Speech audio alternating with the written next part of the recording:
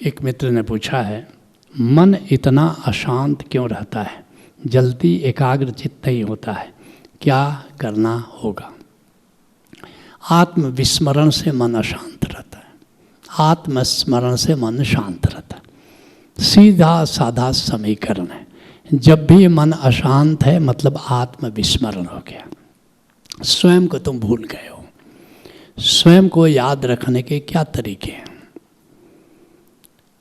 स्वयं को याद करने का तरीका है दृष्टा, ध्यान, साक्षी, सुमिरन। ये 4 तरीके से स्वयं को याद रख सकते हैं। दृष्टा क्या है? हमारे अंतर जगत में जो भी चल रहा है उसके प्रति साक्षी हो जाओ, उसके प्रति जाग जाओ। अंतर जगत में क्या चल रहा है? विचार चल रहा है, देखो विचार को, तुम जाग गए, अशांति दूर हो जाएगी। तुम अपनी अशांति को ही देखो। अशांति देखते देखते डाइल्यूट हो जाती है, समाप्त हो जाती है।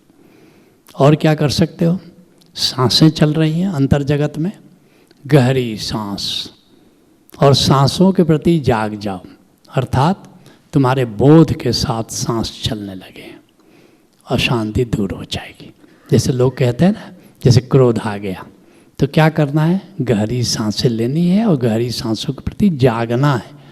ऐसा नहीं गहरी सांस ले रहे हो और जागे नहीं हो सांस के प्रति। तो ये दृष्टा की स्थिति है। काम, क्रोध, लोभ, मोह, ईर्ष्या, द्वेष, ये सब भाव है, इसके प्रति जाग जाओ। लेकिन दृष्टा हो करके जागना ये बहुत गहरे जागरण में नहीं ले जाएगा, अशांति को इतना ज़्यादा ये दूर नहीं करेगा।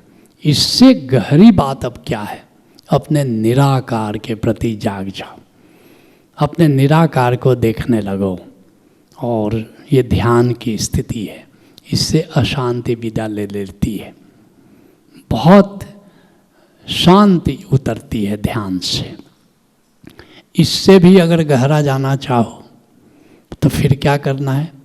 नाद का श्रवण शुरू कर दो। नाद और गहरे हो, निराकार में झंकृत हो रहा है, उस नाद का श्रवण शुरू कर दो। हो सके तो दाहिने तरफ से जो नाद सुनाई दे रहा है उसके प्रति अगर जागो तो और गहरी शांति उतर जाती है, और गहरी शांति उतर जाती है। और भी गहरे, ये तो श्रवण की स्थिति है, लेकिन और गहरे अगर जाना हो तो सब्जेक्टिव अवेयरनेस में चले जाओ, आत्मस्मरण में चले जाओ। कैसे जा सकते हो? जिन्हें आत्मा का बोध हो गया है, बस उस आत्मा के एकांत में चले जाओ, आत्मा में डुबकी लगा लो। मैं आत्मा हूँ, आत्मबोध की स्थिति में चले जाओ। अशांति का 0.1% वहाँ नहीं बचता। देह हूँ मैं नहीं, देह मेरी नहीं, हे जनक जिसने जाना है योगी वही। देह से तोड़ो तादात्म्य और देख लो, तुम अभी से सुखी शांत हो, मुक्त हो। बोध हूँ मंत्र की आग से, जला अज्ञान का वन सुखी हो सके। जिसके लिए अष्टावक्र कहते हैं प्रज्वाल्या अज्ञान गहनम वीत शोको सुखी भव। मैं बोध हूँ, मैं चैतन्य हूँ, मैं चिन्मय आत्मा हूँ। इस अनुभव, इस बोध की गहराई में प्रवेश करो। प्रज्वाल्या अज्ञान गहनम, और इसको एक आग बना लो, और इस आग से अज्ञान के जंगल को जला दो। क्या है अज्ञान? मैं देह हूँ, मैं मन हूँ, ये अज्ञान है। जैसे ही बोध उतर आता है कि मैं आत्मा हूँ, जैसे आत्मज्ञान घटित हो जाता है, संबोधि घटित हो जाती है, फिर तो बस जब जरा गर्दन झुकाई देख लो कि मैं आत्मा हूँ। और जैसे ही आत्मबोध होता है वैसे ही अशांति मुश्किल से 1 पल से ज़्यादा तुमको परेशान नहीं कर सकती। ऐसा नहीं, 1 पल तो जब मान लो अभिमन्यु मारा गया, भगवान कृष्ण का एक लौता भांजा था, शिष्य था इकलौता। तुम क्या सोचते हो कि जब अभिमन्यु मारा गया तो क्या कृष्ण के चित्त में 1 पल के लिए अशांति नहीं आई होगी? 1 पल के लिए क्षोभ नहीं आया होगा? आया होगा।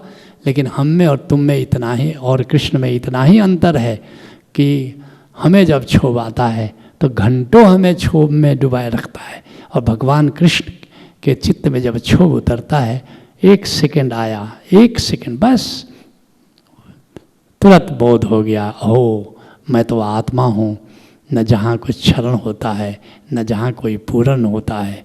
जैसे समंदर में नदियाँ पानी डालती रहती हैं और भाप बन के पानी उड़ता रहता है, समंदर के सतह में सी लेवल में कोई बदलाव नहीं होता, ऐसे ही आत्मबोध के बाद तुम जान लेते हो कि कुछ गया, मेरी आत्मा का क्या गया, कुछ आया, मेरी आत्मा में क्या आया, फिर कोई लहर तुमको अशांत नहीं कर सकती। आत्मबोध की स्थिति परम शांत की स्थिति है। चलो इस सत्र को यहीं विराम देते हैं। हरि ओम।